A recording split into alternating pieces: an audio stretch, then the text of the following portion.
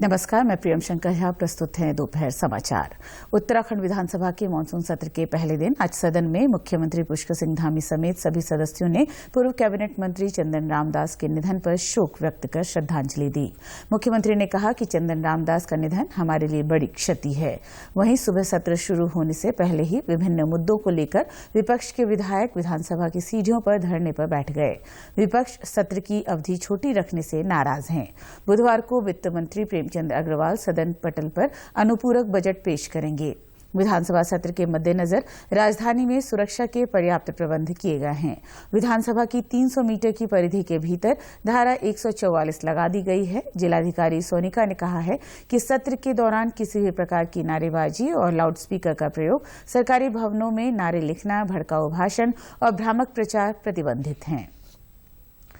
बागेश्वर विधानसभा उपचुनाव के लिए आज मतदान हो रहा है। वोटिंग को लेकर सुबह से ही मतदाताओं में भारी उत्साह देखने को मिल रहा है। सुबह 11:30 बजे तक 26% मतदान हो चुका था।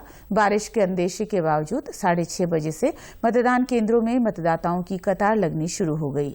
बाद में धीरे धीरे मौसम खुशगवार होने लगा, जिसके साथ ही मतदान केंद्रों में वोटरों की भीड़ जुटनी शुरू हो गई। मतदान के लिए युवा से लेकर बुजुर्ग सभी काफी उत्साहित हैं। तो सबसे पहले सड़क की योजनाएं, बेरोजगारी, स्वास्थ्य संबंधी, पेयजल।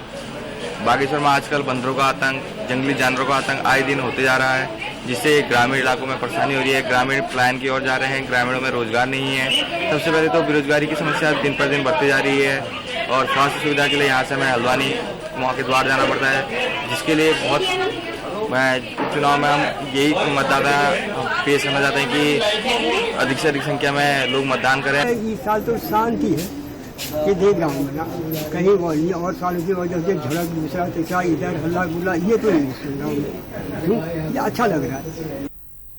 उपचुनाव के लिए आज 7 बजे से वोट डाले जा रहे हैं, जो शाम 5 बजे तक चलेगा।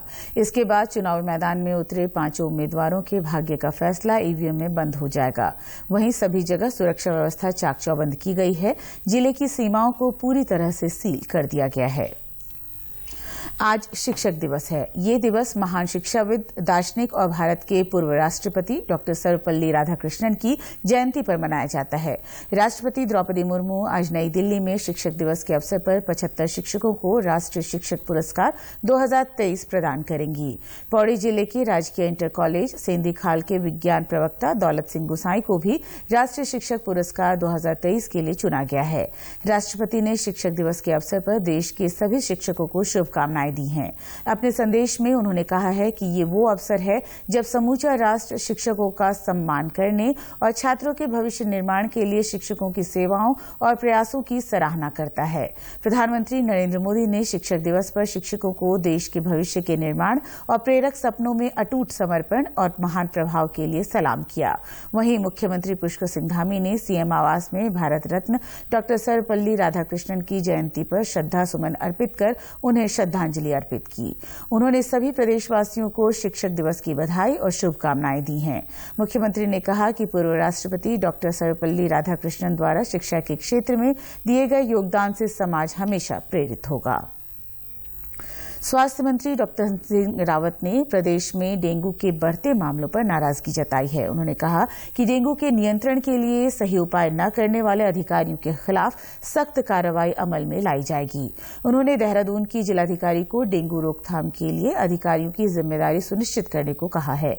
स्वास्थ्य मंत्री ने जिला प्रशासन, नगर निगम और स्वास्थ्य विभाग को संयुक्त अभियान चलाने के निर्देश दिए हैं। देश में ग्रामीण क्षेत्रों के 13 करोड़ घरों को नल से पेयजल प्रदान करने की उपलब्धि हासिल कर ली गई है।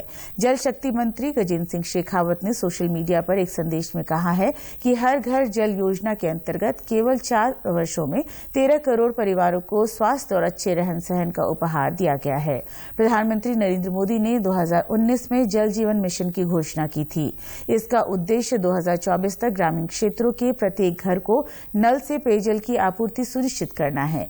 जिस समय इस योजना का शुभारंभ किया गया, उस समय ग्रामीण क्षेत्रों में केवल 3 करोड़ घरों में नल से पेयजल मिल रहा था। सरकार ने कहा है कि देश में अब ग्रामीण क्षेत्रों के 67% से अधिक घरों में नल के जरिए स्वच्छ पेयजल उपलब्ध हो रहा है।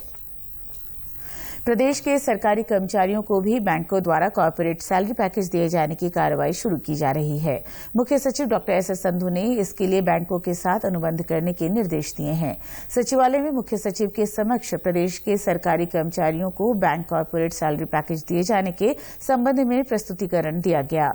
मुख्य सचिव ने कहा कि प्रदेश के सरकारी कर्मचारियों को दिए जाने वाले सामान्य बीमा योजना के तहत दिए जाने वाले लाभों को भी वर्तमान की आवश्यकताओं के अनुसार अपडेट करने की दिशा में कार्य करना होगा। बैठक में बताया गया कि बैंकों द्वारा कॉर्पोरेट सैलरी पैकेज के तहत व्यावसायिक संस्थानों के कर्मचारियों को दिए जाने वाले लाभ प्रदेश के लगभग 1.5 लाख सरकारी कर्मचारियों को नहीं मिल रहे हैं। बैंकों के साथ सरकार के अनुबंध के बाद ये लाभ सभी कर्मचारियों को मिलने लगेंगे। इसमें 30 से 50 लाख के सामान्य बीमा, जिसमें दुर्घटना में मृत्यु, पूर्ण या आंशिक विकलांगता के साथ ही आश्रित बच्चों की उच्च शिक्षा और बेटियों की शादी भी शामिल है। इसी के साथ अभी तक के समाचार समाप्त हुए। दूरदर्शन समाचारों से जुड़े रहें। मिलते हैं फिर शाम 6:30 बजे के बुलेटिन में। नमस्कार।